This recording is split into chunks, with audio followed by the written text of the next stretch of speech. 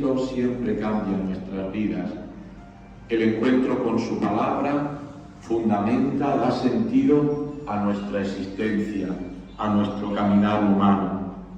Hoy la Iglesia, por invitación del Santo Padre, el Papa Francisco, celebra también el Domingo de la Palabra de Dios. Y las lecturas de la Palabra del Señor que hemos escuchado vienen a ponernos en este contexto, desde la lectura del libro de Nehemías hasta el propio Evangelio, pasando por el Salmo responsorial y por la carta de San Pablo.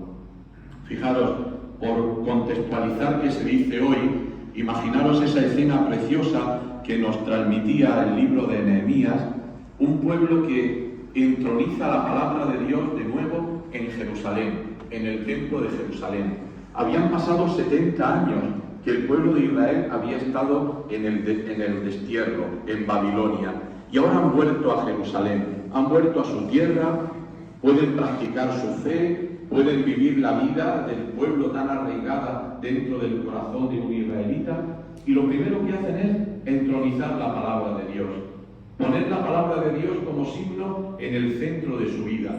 Podemos imaginar, como nos ha dicho el libro de Nehemías, la emoción que sentía aquel pueblo cuando se ven otra vez en Jerusalén, otra vez en un templo aunque todavía destruido, derruido, y ponen allí la palabra de Dios que es la presencia de Dios, el lugar de la presencia de Dios que salva. Y dice el cronista, dice Esdras en este libro, que el pueblo estaba emocionado. Y Nehemías, el sacerdote, el levita, dice: no estéis tristes, porque la palabra de Dios ha venido, hagamos fiesta. Y hay una frase con la que termina este texto precioso: porque el gozo de Dios es vuestra fortaleza. Esto es precioso, queridos hermanos. En medio de un mundo agitado por tantas y tantas circunstancias, sean físicas, sean sociales, la palabra de Dios para nosotros los cristianos es nuestra fortaleza. Y ahí es donde tenemos que asentarnos, en la palabra de Dios. Esa palabra de Dios que no pasa nunca. Esa palabra de Dios que es eterna. Esa palabra de Dios que, como dice la Escritura, es viva y eficaz. Por eso, en todo el Evangelio que hemos escuchado de San Lucas, a mí me gustaría subrayar una palabra que puede pasar desapercibida. Después que Jesús ha leído la lectura del profeta Isaías, la profecía de Isaías, que seguro que toda la sinagoga conocía, sin embargo Jesús le va a dar una actualización y un sentido cuando dice: hoy se ha cumplido esta palabra que acabamos de proclamar. Ese hoy debemos de subrayarlo, porque el hoy, nuestro hoy, es el lugar y el momento de la salvación. Posiblemente en tiempos pasados las cosas las hicimos de otro modo. Posiblemente en el futuro las hagamos también de otro modo. Pero nuestra salvación está en el hoy, aquí, ahora. Y aquí y ahora es donde un cristiano tiene que traducir la palabra de Dios en este contexto vital en el que estamos viviendo. La palabra de Dios que es siempre la misma. La palabra de Dios no se puede cambiar. Hay muchas veces, hay gente y hay discursos que dicen: la Iglesia tiene que estar al día. ¿Eso qué significa? ¿Que tiene que estar a la moda? No, la Iglesia tiene que estar según la palabra de Dios, en fidelidad a la palabra de Dios. Y la historia nos dice que hay muchas veces que la palabra de Dios se ha acomodado al pensamiento del momento, y otras veces, muchísimas, ha sido una lectura que confronta tantas y tantas cosas del pensamiento del siglo I, del siglo X y del siglo XXI.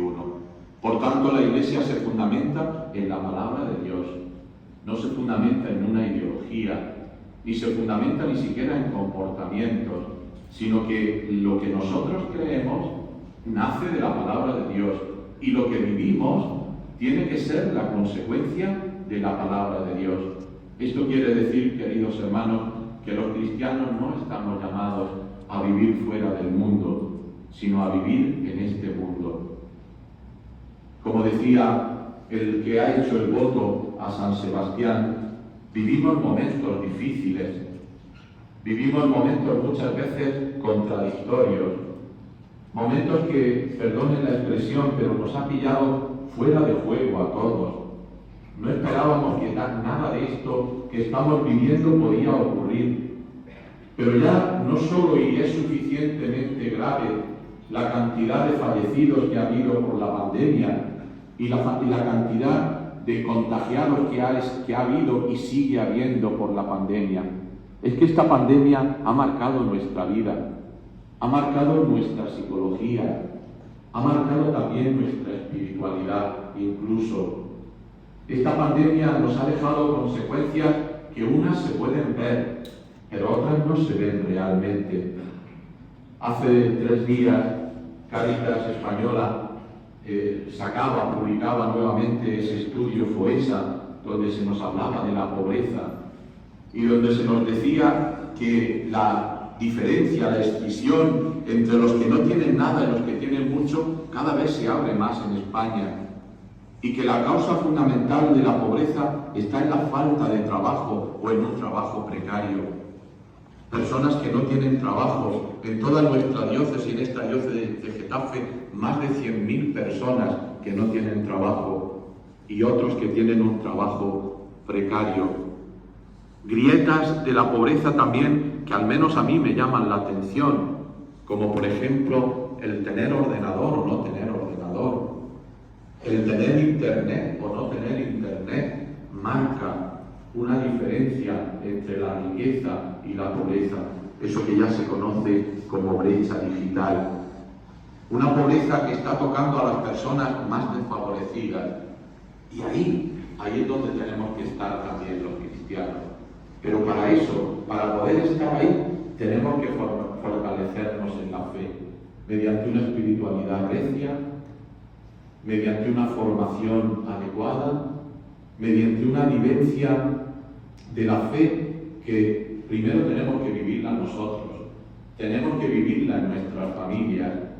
Queridos hermanos, no nos engañemos, si no hay familias, no habrá unidad en la sociedad, seremos masa, pero hoy reivindicamos, queremos ser familia, no solo masa. Si no tenemos fe, posiblemente nuestras Cáritas no serán vivas. Si no tenemos fe, nuestra presencia en el mundo no será eficaz. Por eso fijaros que la palabra de Dios nos llama hoy a vivir esto. No lo digo yo, lo dice el Evangelio. Cuando Jesús llega a la sinagoga de Nazaret, al pueblo donde se había crecido, donde había vivido, y desenrolla el texto del profeta Isaías, se encuentra: el Espíritu del Señor está sobre mí, porque Él me ha ungido, porque Él me ha consagrado y me ha enviado para dar la nueva buena a los pobres, para predicar la libertad a los cautivos, para abrir los ojos de los ciegos. Pues esta que es misión del Señor es también nuestra propia misión. Nosotros, como nos decía San Pablo, somos un cuerpo donde todos los miembros son necesarios, donde la cabeza no puede ser mano ni la mano puede ser cabeza, donde todos formamos una integridad de un cuerpo unido, donde cada uno tiene su función y todas las funciones son importantes. Nadie se puede sentir pequeño ni en la Iglesia ni en el mundo, porque todos somos importantes en este cuerpo de Cristo. Por eso, dice San Pablo, tenemos que honrar a este cuerpo, que es el cuerpo del Señor, que es la presencia del Señor en medio de nosotros.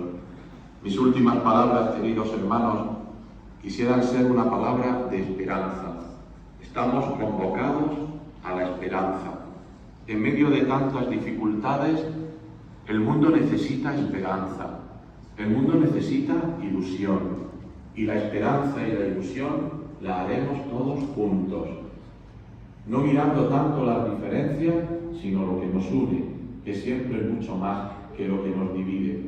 Es verdad que de la pandemia hemos sacado muchas experiencias dolorosas, sufrientes, pero también hemos tenido experiencias bonitas. Y es que un pueblo unido, es que una comunidad unida es capaz de mucho, es capaz de salvar esas dificultades que siempre están y estarán. Pues pedimos la intercesión de la Virgen Santísima, que en este pueblo veneramos como Santa María de los Ángeles. Pedimos la intercesión del soldado de Cristo, de San Sebastián, el que supo hacer de su oficio una entrega generosa al Señor y a los demás, nos enseñe a nosotros también a hacerlo de la misma manera en el hoy de nuestra salvación.